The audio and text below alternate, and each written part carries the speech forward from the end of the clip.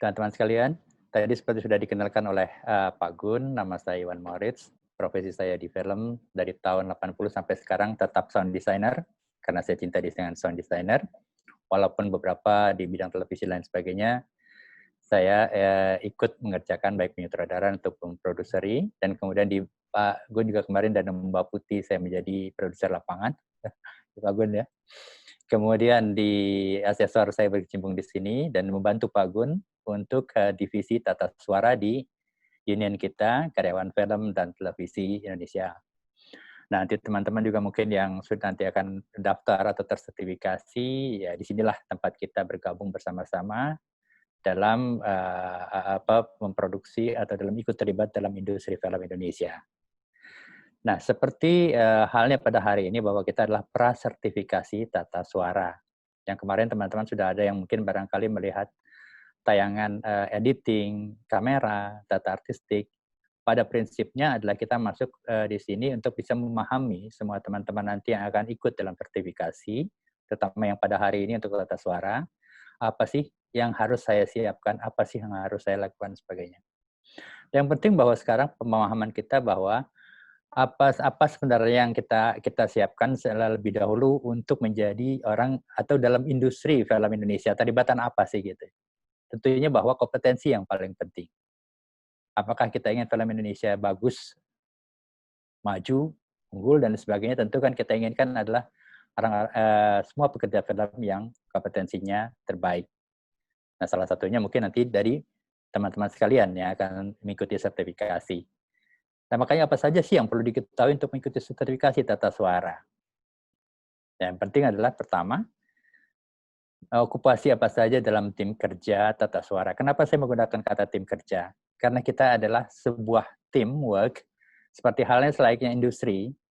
Kalau kita sudah masuk dalam tataran kita bekerja, dalam dunia industri tentunya banyak pihak, banyak orang yang bekerja di berbagai kompetensinya, profesinya.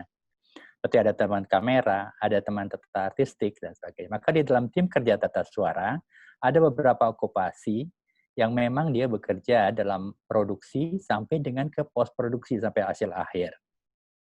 Jadi tata suara memang unik nih karena memang ada yang bekerja di produksi, dan setelah produksi selesai, dia akan terus bekerja terus sampai timnya itu bekerja di post produksi.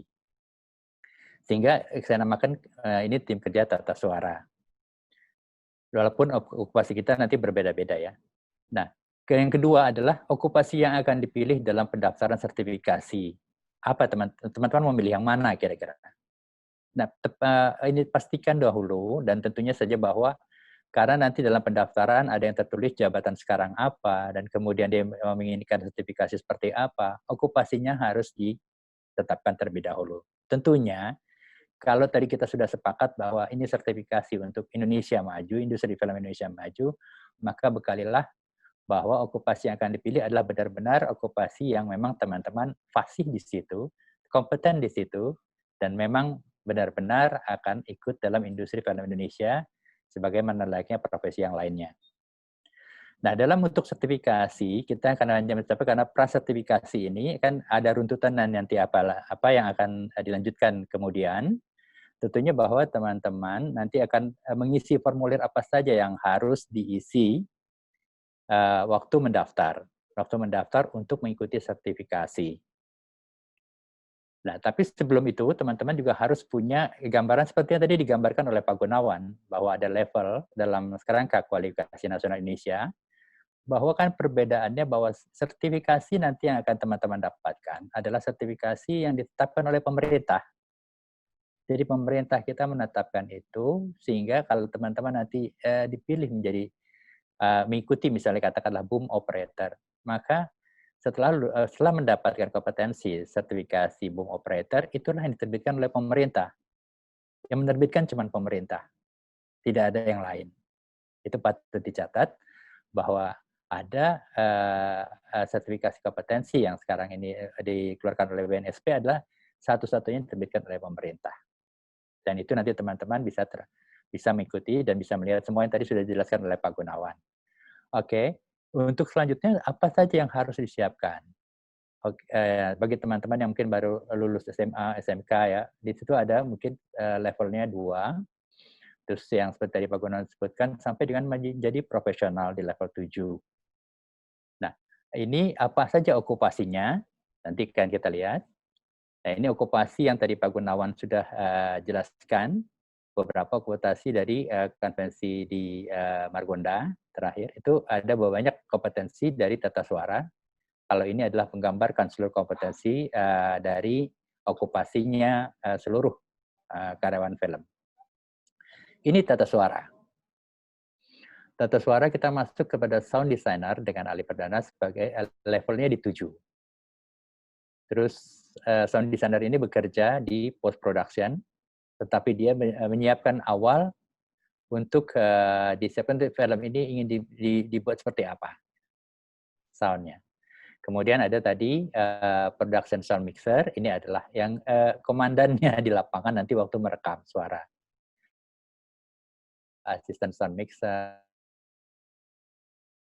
assistant production sound mixer, sound editor, boom operator dengan level 4, ADR mixer level 4, sound effect mixer level 4, poly artist, playback operator.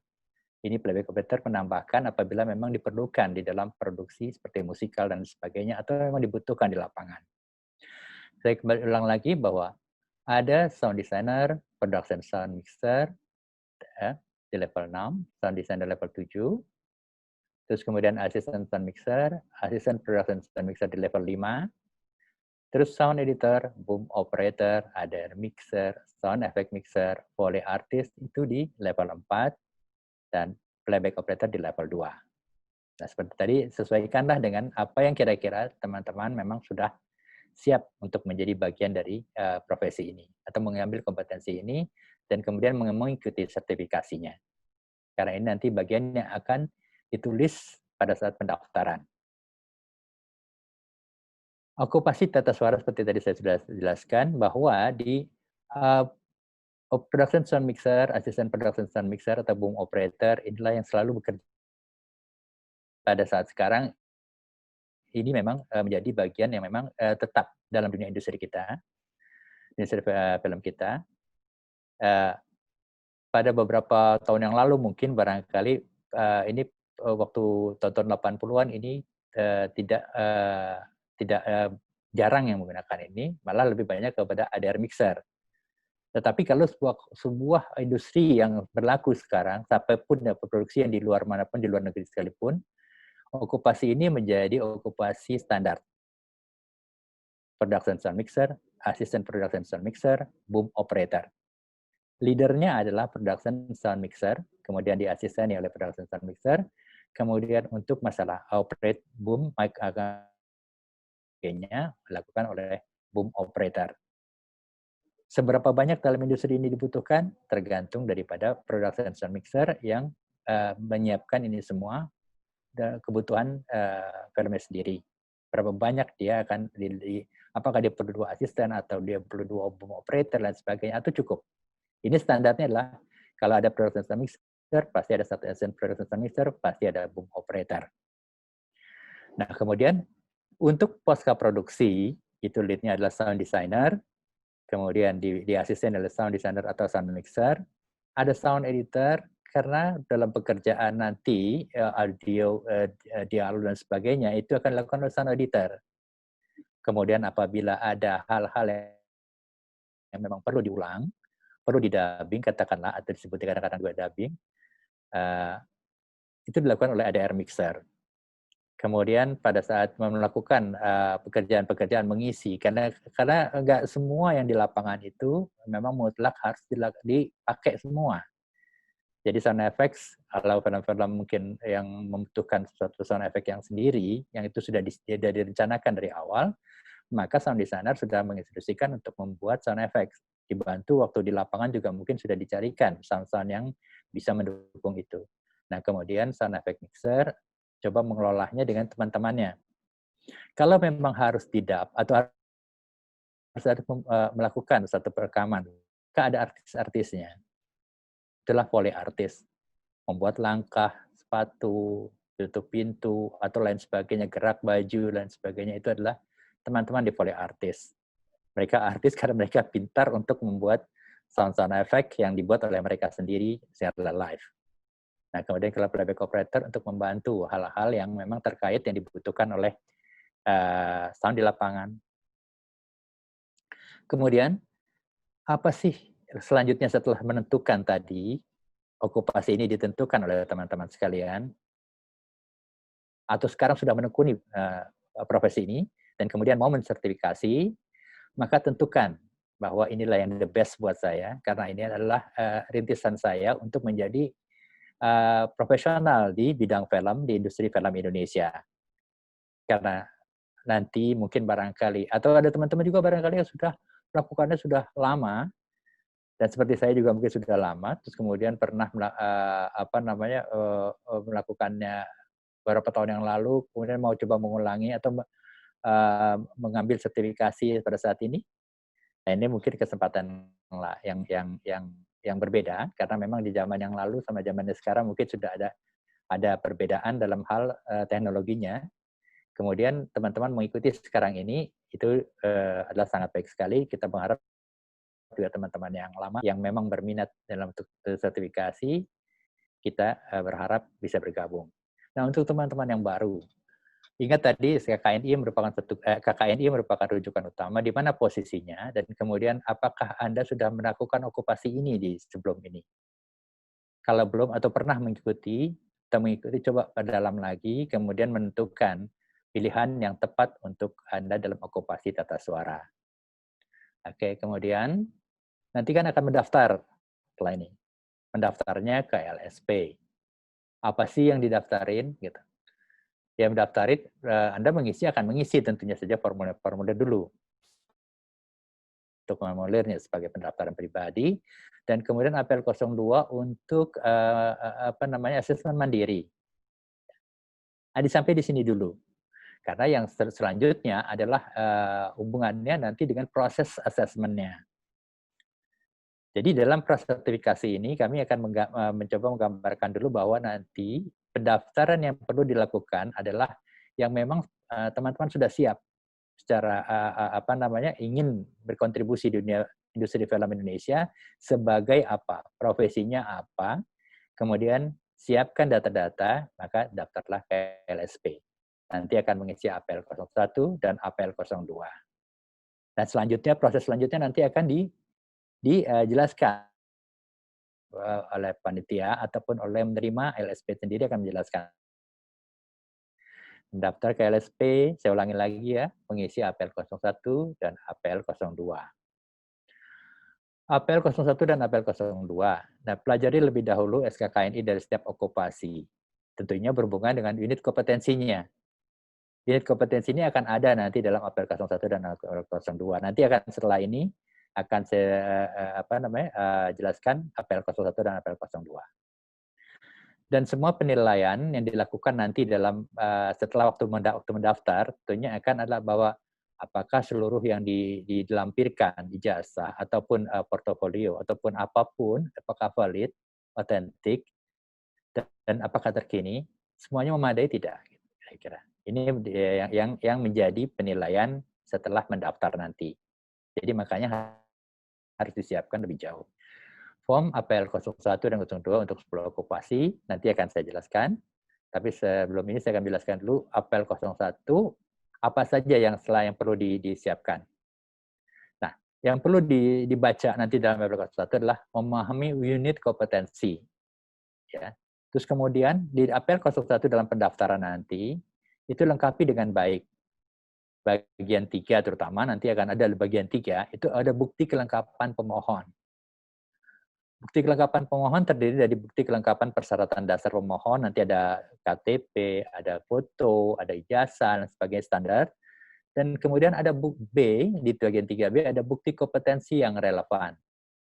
Bukti kompetensi yang relevan itu ya sehubungan dengan misalnya pernah mengerjakan tata suara sebagai production sound mixer atau sound designer, dan kemudian melengkapi bukti itu secara fisik atau secara yang bisa dilihat atau secara didengar, kemudian dan melengkapinya dengan bukti-bukti yang konkret. Yang jelas misalnya surat keterangan atau surat rekomendasi dan sebagainya. Itu menjadi sangat penting. di APL 01. Jadi unit kompetensi dan kemudian kelengkapan pemohon, itu penting ya. Dan APL 02, sebelum mengisi APL 02, ini yang penting adalah lakukan dengan jujur. Asesmen mandiri, kalau bisa ya katakan bisa, kalau tidak ya apakah Anda dapat? Kalau dapat ya lakukan, benar, tapi kalau tidak ya jangan gitu ya. Karena ini menyangkut bahwa kompetensi penting menjadi sesuatu yang memang sudah Anda ketahui lebih dulu bahwa Anda memang kompetensi atau teman-teman punya kompeten di bidang ini. Apapun ya, di tata suara maupun di yang lainnya. Bahwa asesmen mandiri lakukan dengan jujur. Nah, prosesnya nanti setelah mendaftar akan ada lagi namanya pra-assessment. Sekarang ini kan prasertifikasi, hanya penjelasan tentang menuju prasertifikasi. Akan selama proses nanti setelah Anda mendaftar akan ada pra-assessment. Dan kemudian ada ditentukan teman-teman akan dilanjutkan. Yang dilakukan adalah mengumpulkan bukti-bukti. Nah, makanya perlu tadi APL 02 itu ada bukti bahwa memang perlu data-data bahwa teman-teman pernah mengerjakan ini, ada dalam bukti fisik, bukti yang bisa dilihat, didengar, kemudian ada bukti-bukti yang bisa menjelaskan dalam bentuk surat-surat keterangan, rekomendasi, dan lain sebagainya. Dan setelah itu semua dilakukan, buktinya dengan cara portofolio atau observasi, maka akan dilakukan keputusan apakah teman-teman kompeten, mendapatkan sertifikat dari BNSP, atau belum kompeten dan perlu dilakukan pengulangan kembali atau penyiapan untuk mengikuti pelatihan-pelatihan dan kemudian kaji ulang dari seluruh proses itu. Nah, perjalanan itu tadi, ini prosesnya nanti akan dilakukan teman-teman selama setelah mengisi formulir-formulir tersebut. Kelihatannya banyak, tapi memang itulah yang terjadi, yang memang harus dilakukan. Karena memang kita tidak menguji, yang ada dilakukan verifikasi, benarkah teman-teman memang sesuai dengan yang dipilih, okupasinya, dan memang kompeten di situ, maka perjalanan prosesnya adalah seperti ini. Setelah nanti diputuskan bahwa memang teman-teman kompeten, maka diajukan ke BNSP dan kemudian nanti akan menerima sertifikat kompetensi. Nah, saya ulangi lagi tadi, pra-assessment, dalam tujuan pra-assessment, semua setelah teman-teman mendaftar di prasertifikasi, maka verifikasi APL 01 dan verifikasi APL 02 itu benar-benar dilakukan, verifikasi semua. Termasuk bukti-bukti. Barulah nanti akan ada keputusan assessment di pra-assessment ini. Ya. Jadi setelah mendaftar, habis sertifikasi ini umumnya, nanti ada pembuka pendaftaran, teman-teman mendaftar. Yang dilakukan nanti adalah pra-assessment oleh teman-teman administrasi dan asesor. Verifikasi APL 01 oleh administrasi, verifikasi APL 02 oleh asesor. Nah, keputusannya asesor memutuskan setelah data-data ini ada, apakah asesmen akan dilakukan portofolio atau observasi. Portofolio artinya sesuai dengan data yang ada saja sudah cukup, misalnya pernah mendapatkan piala citra atau mendapatkan piala-piala lain dan sebagainya, atau memang terukur memang terbaik gitu. Dan observasi itu demonstrasi nanti diperlukan karena memang rujukannya dari keputusan itu data-data yang ada tidak bisa merujuk kepada portofolio, maka harus dilakukan demonstrasi dan observasi.